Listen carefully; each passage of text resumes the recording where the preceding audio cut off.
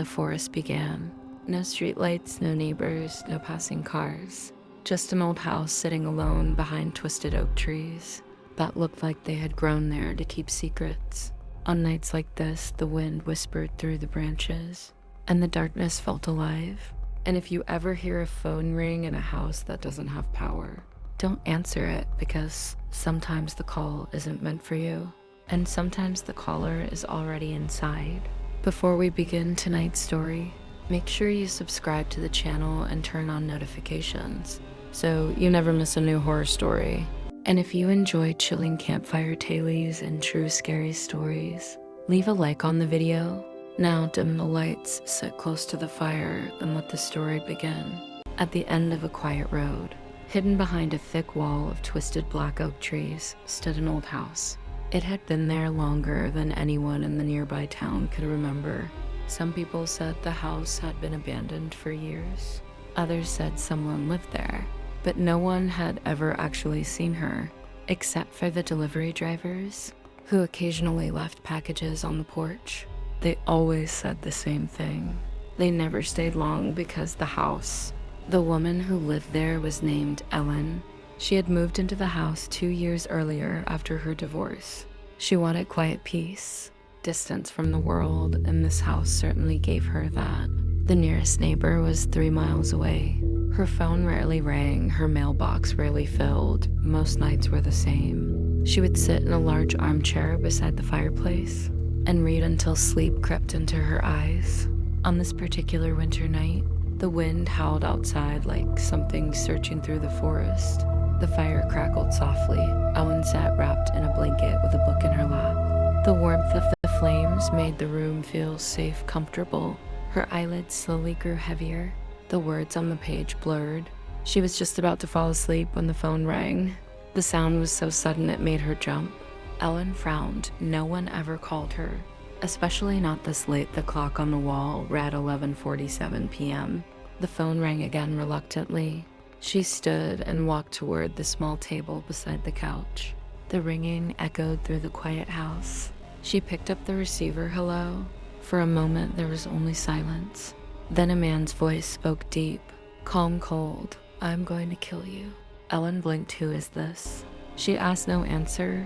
Who is this? She repeated, her hand beginning to tremble. There was a click. The line went dead. Her heart pounded. She stared at the phone for several seconds before quickly dialing the police. The dispatcher listened carefully as she explained what had happened. Stay on the line, the officer said. We're tracing the call. Ellen paced across the living room while the fire crackled behind her. After a moment, the officer spoke again. The call is coming from inside your house. Ellen froze. That doesn't make sense. She said, how could someone be inside my house? He probably broke in, the officer replied. Her stomach tightened. The house suddenly felt much larger than it had a moment ago. Too many rooms, too many dark corners. And there's something else. The voice continued, I'm not actually a police officer. Ellen slowly lifted the phone away from her ear. No. The man said, I'm the killer who called you earlier. Her breath caught, but I heard you hang up. A soft clicking sound came through the phone, like that the voice said. Her skin went cold. The man chuckled quietly. I never hung up. Helen turned slowly, scanning the dim living room. The shadows danced along the walls. Are you really inside my house? She asked. What was that noise? Yes, what hair? It came from the door. There was a long pause. Then the man whispered softly, I like your hair. Ellen's heart nearly stopped. You can see me, yes? What am I wearing? The voice replied immediately. A white blouse and a gray skirt. Ellen spun around in panic. How then? The voice interrupted. Wait, what? There's something behind you. I don't like this, the drifter muttered. I hate it, the ghost boy said.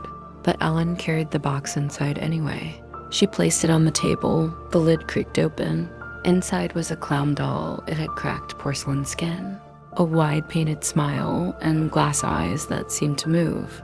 There's a string on its back. Ellen said, don't pull it. The drifter warned, definitely don't pull it. The man on the phone said, pull it, the ghost boy said. Ellen pulled the string. The doll's head slowly turned, and it began to sing, welcome to my circus. My circus of fun. There's nowhere to hide. There's nowhere to run you. You're all my guests inside the big top, and I'm going to kill you all, basically. Then the doll began to laugh, a terrible, horrible laugh. The lights in the house suddenly went out. Total darkness, someone screamed. Someone dropped something.